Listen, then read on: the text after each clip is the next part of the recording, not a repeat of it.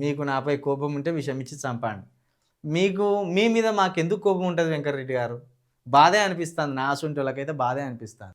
మీరు కన్నీరు పెట్టుకున్నారు. ఇంత పెద్ద మనిషి 65 సంవత్సరాలు, 66 సంవత్సరాలు ఉంటాయి. కన్నీరు పెట్టుకున్నారు. నన్ను చంపుర్రిగా కక్ష తీరకపోతే అన్నారు. ఇంక మీరు దీనమైన స్థితిలోకి వెళ్ళిపోయినాక మీ మీద ఎందుకు కోపం ఉంటుంది? బాధే అనిపిస్తుంది నాకైతే మీ పట్ల. ఒక మంత్రిగా ఉండి నువ్వు ఏం చేయలేని పరిస్థితుల్లో నన్ను చంపుర్రి అంటే ఎంత భయంకరమైన కుట్ర జరిగి ఉంటుంది నీ మీద. ఈ విషయంలో మా యూ న్యూస్ కావచ్చు, చిలక ప్రవీణ్ కావచ్చు, వెంకటరెడ్డి గారికి సంపూర్ణమైన మద్దతు తెలియజేస్తాను. ఎందుకంటే ఇంత పెద్ద మనిషిని అబాస్పాలు చేయడం మంచిది కాదు. ఆయన చాటింగ్ చేసిండా, ఫోన్లు చేసిండా అనేది ఇల్లీగల్ కార్యక్రమం కాదు అది. ఆయన పర్సనల్గా ఎవరికన్నా ఫోన్లు చేస్తే ఆయన ఇష్టం. ఆయన సమాజానికి నష్టం చేసే పనులు ఏమైనా చేసిండంటే అది వేరు. పాపం ఆయన 2 చేతులు ఎత్తి దండం పెట్టేదాకా వచ్చింది, కంటనీరు పెట్టుకునేదాకా వచ్చింది. కూడా ఏడిచిండు పాపం పెద్ద మనిషి. అక్కర్రాని మంత్రి పదవి ఇచ్చి ఆయన అన్యాయం చేసిండు. తెలంగాణ ఉద్యమంలో ఉన్నాడు పాపం ఆయనే. తెలంగాణ ఉద్యమంలో కాంగ్రెస్లో ఉండి బలంగా మాట్లాడిన వాళ్ళలో వెంకటరెడ్డి గారు ఒకరు. గదే గౌరవం మనకు ఈయన మీద.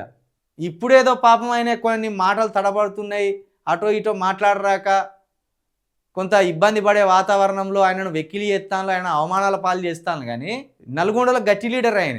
4-5 నియోజకవర్గాలు శాసించే అంత లీడరు, గట్టి లీడర్ ఆయన. కనుసన్నల్లోనే ఎవరికి ఎమ్మెల్యే టికెట్లు ఇవ్వాలి, ఏ అభ్యర్థిని ఎమ్మెల్యేగా నిలబెట్టాలి, ఇవన్నీ జరుగుతాయి. అలాంటి నల్గొండను శాసించే కోమటిరెడ్డి బ్రదర్స్కి ఈరోజు రాష్ట్ర రాజకీయాల్లో ఇంత అవమానం జరిగింది. మరి ఇది కోమటిరెడ్డి అనుచరులు ఆలోచించాలి, కోమటిరెడ్డిని అభిమానించేటోళ్ళు కూడా ఆలోచించాలి. ఇలాంటి కుట్రలకు ఎక్కడి నుండి బీజం పడ్డది? ఎవరు ఈ కుట్రలను ముందుండి నడిపిస్తున్నారు, ఎవరు ఈ కుట్రలను తెర వెనుకుండి నడిపిస్తున్నారు అనేది కోమటిరెడ్డి గారు ఆలోచించాలి లోతుగా. వాళ్ళ బ్రదరు రాజగోపాల్ రెడ్డి గారు ఆలోచించాలి, వాళ్ళ అనుచరులు కావచ్చు, వాళ్ళ అభిమానులు కావచ్చు ఆలోచించాలి. నల్గొండకు ఒక కోట లెక్క ఉండే 2 అన్నదమ్ములు కోమటిరెడ్డి బ్రదర్స్.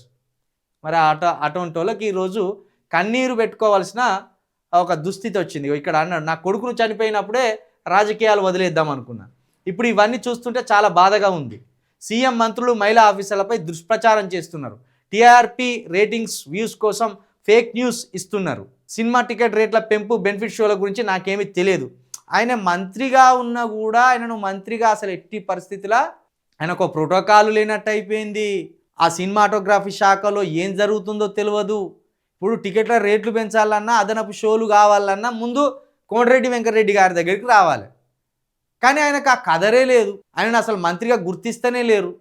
ఆయన అంత అవమానాల పాలు చేస్తాను కాంగ్రెస్లో. మరి కోమటిరెడ్డి వెంకటరెడ్డి గారు ఇది మీరు లోతుగా ఆలోచించకపోతే ఇంకా ఇంకా ఇంకా మీకు అవమానపడే రోజులు తీసుకొస్తారు.